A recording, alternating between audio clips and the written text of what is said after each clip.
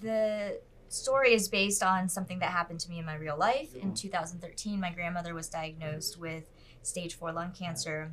And I was in Berlin at the time working on my film when my mother called me to let me know. And she basically said, the doctor gave her 3 months to live, but in China, they don't tell the patient, they tell a family member. And the family member was her sister, and her sister decided it would be best not to tell her.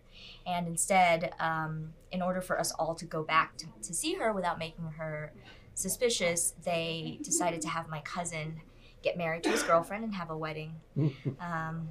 And I thought it was the most ridiculous thing and also the saddest thing, but funny at the same time. And so that was the catalyst for the story.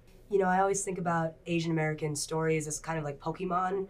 You have the first evolution, and then you have the second evolution, and then you have this this beast it's just like so different from what that original story was trying to tell. And I think that, I said this last night with Lulu there.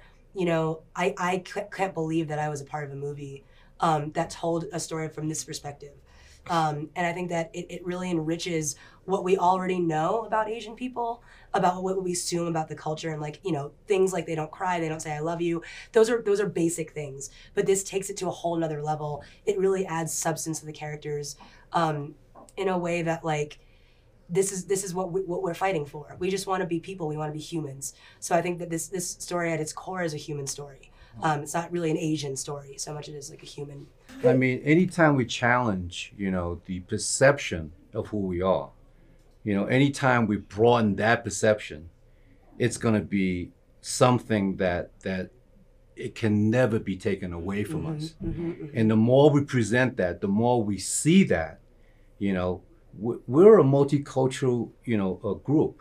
We're not just a single ethnic group. Monolith. So we really, I mean, in order for the audience to see us, the opportunity is that whatever you perceive is not what it is. So we need to challenge that all the time. I mean, it is an Asian story, but it is universal. When you look at the mother, the daughter, and the grandparent, the relationship can be Italian, can be American, can be, any culture. That's just this.